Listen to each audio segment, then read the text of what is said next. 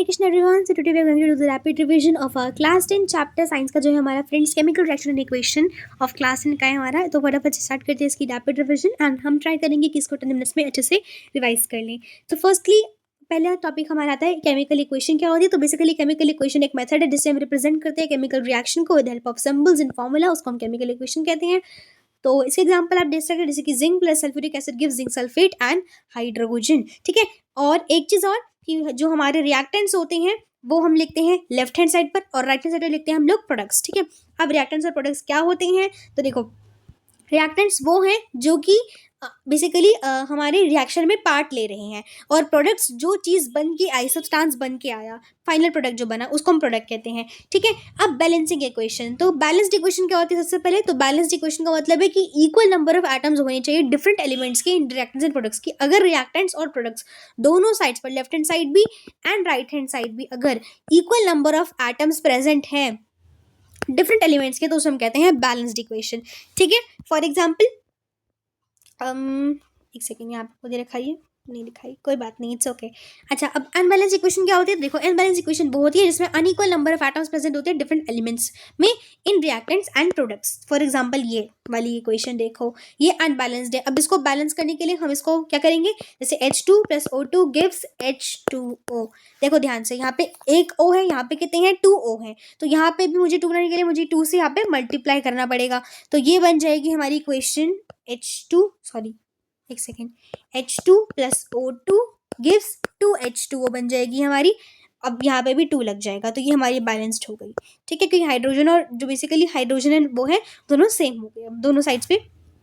अब balancing of equation क्या होती है, तो बैलेंसिंग करना एक प्रोसेस है जिससे हम क्या करते हैं, डिफरेंट एटम्स जो होते हैं अलग अलग एलिमेंट्स के, उनको हम इक्वल बनाते हैं। ठीक है, on the both side of equations पे, उसे हम बैलेंसिंग कहते हैं। बैलेंसिंग करने के कुछ स्टेप्स दे रखे हैं कि सबसे पहले आप उसे वर्ड इक्वेशन में लिखो, फिर लेफ्ट हैंड साइड पे लिखो रिएक्टेंट्स, राइट हैंड साइड पे प्रोडक्ट्स लिखो। सेकेंडली फिर आपको सिंबल्स एंड फॉर्मूला का यूज़ करके रिएक्टेंट्स से एक बेसिकली इक्वेशन बनाओ, फिर उसके बाद उसे बैलेंस करो, उस बेसिकली इक्वेशन को बैलेंस करो, मल्टीप्लाई करो सिंबल्स को जो सबसे छोटा होता है। ठीक है, उसके बाद फिर आप उसे और इन्फॉर्मेटिव बनाने के लिए उसकी फिजिकल स्टेट, हीट चेंजेस वगैरह भी लिख सकते हो, और साथ साथ फिजिकल स्टेट भी लिख सकते हो कि वो सॉलिड है तो उसके लिए S, लिक्विड है तो L, गैशियस स्टेट में है तो G लिख सकते हो। So this was all. Okay, आगे आ जाते हैं फटाफट से हम। तो आगे आते हैं बैलेंसिंग के कुछ यहाँ पे एग्जांपल, जैसे कि CH4 मीथेन है, इसको हमने ऑक्सीजन से बनाया हमारा कार्बन डाइऑक्साइड एंड वाटर। अब इसको करने के लिए हम क्या करेंगे, सबसे पहले हम अलग अलग साइड के, जैसे सपोज मैं यहाँ पे 2 सेक्शंस बनाऊंगी। इधर मैं लिखूंगी मेरे सबसे पहले एलिमेंट्स के नाम की, कौन कौन से एलिमेंट्स पार्टिसिपेट कर रहे हैं। तो मेरे पास कार्बन है, इसमें हाइड्रोजन है, यहाँ पे आप देख सकते हो, एंड ऑक्सीजन है ना। अब लेफ्ट हैंड साइड और फिर हम लिखेंगे right hand side. Left hand side में कार्बन कितने हैं आपको लिख लेना है अच्छे से। सपोज यहाँ पे कार्बन है कितने, 1। ठीक है, और इधर की साइड पे कार्बन कितने हैं, इधर की साइड पे कार्बन इज 1 वापस से, तो कार्बन हमारा यहाँ पे बैलेंस्ड हो गया। बात करते हैं हाइड्रोजन की, तो इधर 4 हैं, इधर कितने हैं, इधर 2 हैं। ऑक्सीजन इतने, इधर 2 हैं और इधर कितने हैं, 3 हैं। तो अब आप इसे बैलेंस करोगे मल्टीप्लाई करके, तो आपका आंसर कुछ इस तरीके से आना चाहिए। आपकी बैलेंस इक्वेशन बनेगी ये, जो कि बनेगी CH4 + 2O2 gives CO2 + 2H2O। और यहाँ पे आप देख सकते हैं कि सब इक्वल हो चुका है। हाइड्रोजन 2 इधर है, ठीक है, और 2 इधर हो गए, 4 हो गए, इधर कितने हैं, 4, डन। ठीक है, देन इधर कितने हैं ऑक्सीजन, 4, इधर भी कितने हैं, 4। ठीक है, हो गए, डन। तो इस तरीके से आप चेकआउट कर सकते हैं। ठीक है फ्रेंड्स, हाँ जी। अच्छा, अब ऐसी कुछ और एग्जांपल्स है, you can see them. Okay, then next आते हैं हमारे केमिकल रिएक्शन एंड इक्वेशंस क्या होती हैं। तो बेसिकली केमिकल रिएक्शन वो प्रोसेस होता है जिसमें कुछ नया सब्सटेंस फॉर्म हो रहा हो, नई प्रॉपर्टीज भी फॉर्म हो रही होती है, राइट। अब जो वापस से यहाँ पे आती है हमारी definitions of reactants and products. तो रिएक्शंस बेसिकली वो सब्सटेंस हो रहे हैं जो कि पार्ट ले रहे हैं केमिकल रिएक्शन में, न्यू सब्सटेंसेस जो कि प्रोड्यूस हो रहे हैं केमिकल रिएक्शन में, उनको हम कहते हैं प्रोडक्ट्स। अब यहाँ पे जैसे फॉर एग्जांपल कुछ आपको दिखा रखी हैं इक्वेशंस, जैसे कि मैग्नीशियम है, उसको जब ऑक्सीजन से रिएक्ट कराया तो बना मैग्नीशियम ऑक्साइड। ठीक है, अब इसको हम लोग ऐसे लिखते हैं जैसे कि Mg + O2 गिव्स MgO, यहाँ पे 2 लगा देते हैं। ठीक है, तो इस तरीके से बेसिकली हमारी इक्वेशन बन जाती है। तो ये हमारी है वर्ड इक्वेशन, आपको इधर दिख रही है, और जो मैंने आपको अभी दिखाई थी वो थी हमारी वेरिएबल इक्वेशन। ठीक है, अच्छा, अब इस इक्वेशन के कुछ बेसिकली प्रोसेस भी देख लेते हैं थोड़ा सा। तो इस इक्वेशन में हुआ क्या है हमारे यहाँ पे, हमने यहाँ पे मैग्नीशियम रिबन को लिया, ठीक है, और उसे ऑक्सीजन की प्रेजेंस में हीट कराया, बेसिकली जलाया, बर्न किया, तो कुछ वाइट डिजलिंग लाइट से वो प्रोड्यूस होते हुए बर्न होती है हमारी मैग्नीशियम रिबन। और साथ में जब एशेस बच जाते हैं, वो बचते हैं व्हाइट कलर का पाउडर जिसे मैग्नीशियम ऑक्साइड यानी MgO बोला जाता है। तो जब मैग्नीशियम रिबन को हीट किया जाता है तो वो बर्न होती है एयर में, डेजलिंग लाइट प्रोड्यूस करती है व्हाइट एंड पाउडर बनाती है मैग्नीशियम ऑक्साइड। ठीक है, अब एक और क्वेश्चन है यहाँ से पूछा जाता है बहुत इंपॉर्टेंट कि मैग्नीशियम रिबन को क्लीन किया जाता है, क्यों क्लीन करते हैं? तो मैग्नीशियम रिबन को बेसिकली जलाने से पहले क्लीन किया जाता है, घिसा जाता है उसको, बेसिकली सैंड पेपर से क्लीन किया जाता है। क्यों? क्योंकि उसके ऊपर एक मैग्नीशियम ऑक्साइड की लेयर MgO की लेयर चढ़ जाती है, तो उसको पहले क्लीन करते हैं जिससे वो अच्छे से साफ हो जाए और ये प्रोटेक्टिव लेयर हट जाए, जिससे आराम से हमारा मैग्नीशियम बर्न कर सके एयर में एंड ये प्रोसेस कंप्लीट हो पाए।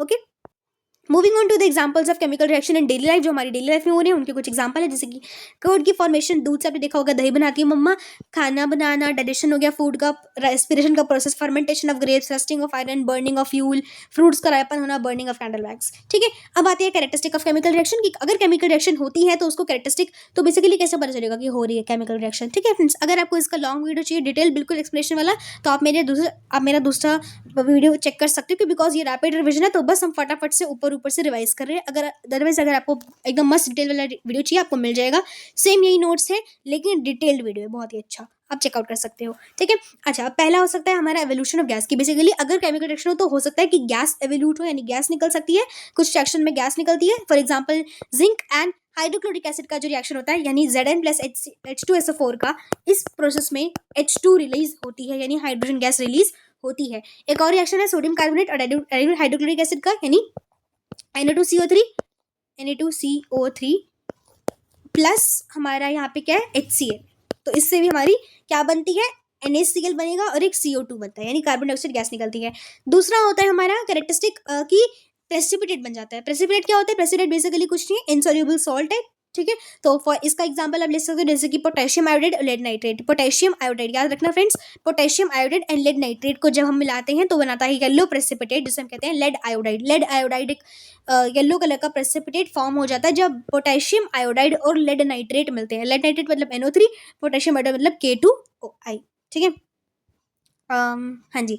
देन रिएक्शन होता है सल्फ्यूरिक एसिड का एंड बेरियम क्लोराइड का, जब बनाते हैं यहाँ पे भी प्रेसिपिटेट बनता है जो कि है बेरियम सल्फेट, यानी बेसिकली हमारा H2SO4 लिया है हमने एंड लिया है BaCl2। ठीक है, तो यहाँ पे भी हमारा बेरियम सल्फेट यानी BaSO4 बनता है। ठीक है, हाँ जी। देन आता है चेंज इन कलर, तो चेंज इन कलर आप देख सकते हैं जैसे सिट्रिक एसिड अगर आप डालोगे पोटेशियम परमैंगनेट में जो कि पर्पल कलर का होता है तो उसका पर्पल कलर जो होता है वो बेसिकली डिसअपियर हो जाता है एंड वो कलरलेस बन जाता है। ऐसे अगर आप चेंज ऑफ टेम्परेचर में देख सकते हैं कि चेंज ऑफ टेम्परेचर में आते हैं हमारी दो तरीके की रिएक्शन, पहली होती है एक्सोथर्मिक, दूसरी होती है एंडोथर्मिक। एक्सोथर्मिक रिएक्शन क्या है? जिसमें हीट रिलीज हो रही है, और एंडो जिसमें हीट एब्जॉर्ब हो रही है। तो इसका एक्सोथर्मिक आप रिएक्शन ले सकते हो जिंक ग्रेन्यूल्स को जब हीट करा जाता है डाइल्यूट हाइड्रोक्लोरिक एसिड के साथ। ठीक है, और एंडो का ले सकते हो आप एग्जांपल कि जब बेरियम हाइड्रोक्साइड को रिएक्ट कराया जाता है अमोनियम क्लोराइड का, तो अमोनियम क्लोराइड के साथ तो वो barium chloride ammonia and water बनाते हैं।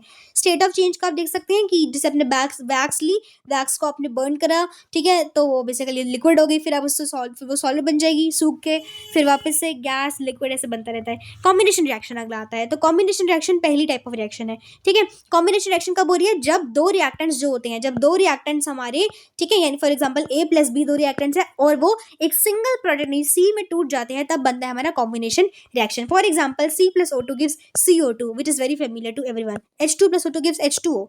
Mg plus O2 gives MgO. Decomposition reaction क्या होती है? डीकम्पोजिशन रिएक्शन वो होती है जिसमें एक कंपाउंड टूट जाता है, स्प्लिट हो जाता है इनटू टू। डीकम्पोजिशन का मतलब ही यही होता है, स्प्लिट हो जाना। तो इसमें एक कंपाउंड स्प्लिट हो रहा है टू और मोर स्प्लिट सब्सटेंस में। ठीक है, फॉर एग्जांपल CaCO3 यानी कैल्शियम कार्बोनेट जो होता है हमारा वो टूट जाता है कैल्शियम ऑक्साइड और CO2 में। आपको याद रखना है कैल्शियम कार्बोनेट होता है फ्रेंड्स लाइमस्टोन और CaO होता है क्विक लाइम। तो कैल्शियम कार्बोनेट CaCO3 जब हीट होता है तो CO एंड CO2 में टूट जाता है। इसका एग्जांपल आप ये भी ले सकते हो कि जब FeSO4 यानी फेरस सल्फेट को हीट करते हैं तो वो Fe2O3 प्लस SO2 बनाता है यानी ferric oxide, sulphur dioxide and sulphur trioxide बनाता है। ठीक है, FeSO4। अच्छा, देन एक और आप ले सकते हो H2O को हीट करोगे तो क्या बनेगा? सॉरी, इलेक्ट्रिसिटी से पास कराओगे डिकम्पोज कराने के लिए तो बनेगा H2NO2। ठीक है, देन Al2O3 के साथ भी कर सकते हो आप तो बनेगा 4Al प्लस 3O2। ठीक है, अच्छा अब आते हैं डीकम्पोजिशन में 3 टाइप्स। एक होता है फोटोलिटिक, एक होता है इलेक्ट्रोलिटिक। ठीक है, यहाँ पे आपको मैंने आई थिंक दिखाई दिया है। हाँ जी, तो देखो फ्रेंड्स, ये जो मैंने आपको ये क्वेश्चन दिखाई थी ना FeSO4 को हीट करने वाली, ये होती है हमारी thermal reaction, thermal decomposition reaction. जब हीट देके पास कराया जा रहा है तो ये बनता है। ठीक है, तो ये थर्मल डीकम्पोजिशन की रिएक्शन हो गई। देन ये आगे आपकी इलेक्ट्रोलाइसिस की, यानी इलेक्ट्रिसिटी जब पास करके डीकम्पोजिशन कराया जाता है हमारी वाटर वाली, ठीक है, और वो FeSO4 वाली होगी, हीट वाली। अब यहीं पे आप एक होती है फोटोलिटिक, यानी बेसिकली सनलाइट देके, तो इसके लिए आप AgCl ले सकते हो, AgBr ले सकते हो, AgCl ले सकते हो, या फिर H2O को भी ले सकते हो। तो जब AgBr या फिर AgCl को हीट करते हैं तो यहाँ पे बनता है AgBr, यहाँ बनता है AdCl, यानी बेसिकली आप यहाँ पे क्या कर रहे हो, सिल्वर क्लोराइड और सिल्वर ब्रोमाइड ले रहे हो, तो वो टूट जा रहा है सिल्वर और ब्रोमाइड में, सिल्वर और क्लोराइड में, ठीक है। डिस्प्लेसमेंट रिएक्शन कौन सी होती है? डिस्प्लेसमेंट रिएक्शन वो रिएक्शन होती है जिसमें एक एलिमेंट जो होता है वो दूसरे की पोजीशन ले लेता है, बेसिकली ज्यादा रिएक्टिव एलिमेंट कम रिएक्टिव एलिमेंट की डिस्प्लेस कर लेते हैं प्लेस को, ठीक है। और ये आप याद कर सकते हो, ये पूरी टेबल दे रखी है आपको, आप इसको अलग अलग मेथड से याद कर सकते हो। फॉर एग्जांपल एक मेथड है काशीनाथ का मांगे आलू जरा फीके पकाता है, कौन है आगे आओ। इस तरीके से अपनी रिएक्शन आप अपनी तरीके से भी कुछ भी ट्राई कर सकते हो, ठीक है। कुछ एग्जाम्पल्स है जैसे कि HCl में जब Zn मिलाया तो Zn ने डिस्प्लेस करा इसको और बना ZnCl2 प्लस H2, ठीक है। यहीं पे CuAgNO3 के साथ क्या करेगा तो Ag प्लस CnO3 बनाएगा, क्योंकि यहाँ पे Ag ने डिस्प्लेस कर दिया Cu को। Ag क्या है? सिल्वर, Cu क्या है? Copper.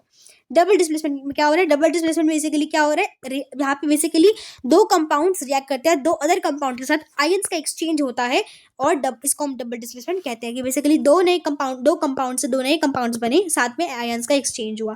For example AgNO3 plus NaCl gives AgCl plus NaNO3 and HCl plus NaOH gives NaOH plus NaCl plus H2O। यहाँ पे एक और है BaCl2 plus CuSO4 gives BaSO4 plus CuCl2, ठीक है। और प्रेसिपिटेशन रिएक्शन वो होती है जिसमें इनसॉल्युबल सॉल्ट सेपरेट हो जाता है सॉल्यूशन से। देन आती है ऑक्सीडेशन रिडक्शन। ऑक्सीडेशन का मतलब क्या है? जब ऑक्सीजन का एडिशन हो रहा है एंड हाइड्रोजन का रिमूवल हो रहा है। और रिडक्शन का मतलब होता है जब एडिशन हो रहा है हाइड्रोजन का एंड रिमूवल हो रहा है ऑक्सीजन का from a substance.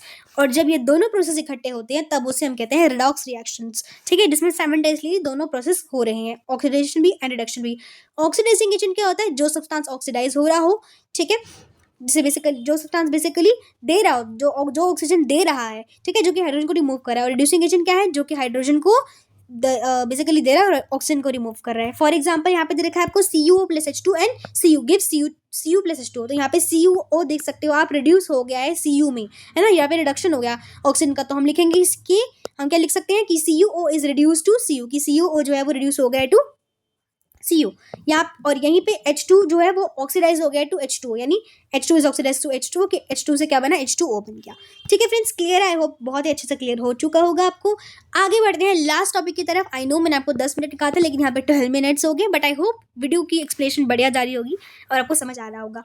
Effects of oxidation in everyday life. तो इफेक्ट्स होते हैं हमारे ऑक्सीडेशन के, तो पहला होता है रैंसिडिटी जो कि होती है फूड की, और दूसरा होता है हमारा कोरोजन जो कि मेटल्स का होता है। पहले बात करते हैं रैंसिडिटी की जो कि खाने की होती है। तो कुछ नहीं है रैंसिडिटी। रैंसिडिटी का मतलब क्या होता है? जब स्लो ऑक्सीडेशन हो रहा है ऑयल और फैट्स फूड में, कि बेसिकली ऐसे खाना जिसके अंदर ऑयल या फिर फैट होता है। फॉर एग्जाम्पल बेसिकली ये खाना वो होता है ना जिसमें, जो कि मैक्सिममली आप देखोगे जितने भी पैक्ड फूड आइटम्स होते हैं ना उनमें होता है ये रैंसिडिटी। आपने देखा होगा चिप्स आप खाते हो, अगर आप चिप्स के पैकेट को ओपन रख दोगे ना, वो कुछ टाइम जब उसे अगले दिन आप खाओगे ऐसे ही, तो उसमें मॉइस्चर बैठ जाएगा और आपको ना उसको हिंदी में बोलते हैं कि ये सिल गए हैं, ऐसे बोल जाते हैं, लेजी से हो गए हैं। तो वो बेसिकली होती है रैंसिडिटी। कुछ नहीं होता, फैट एंड ऑयल वाले फूड जो होते हैं उनमें क्या होता है, बैट्स फैलाने लग जाती है, टेस्ट खराब हो जाता है जब वो एयर के एक्सपोजर में आते हैं। तो इसको बचाने के लिए, रैंसिडिटी को प्रिवेंट करने के लिए आप कुछ स्टेप्स कर सकते हो। फॉर एग्जांपल पहला आप ऐड कर सकते हो उसके अंदर एंटीऑक्सीडेंट। एंटीऑक्सीडेंट्स क्या होते हैं?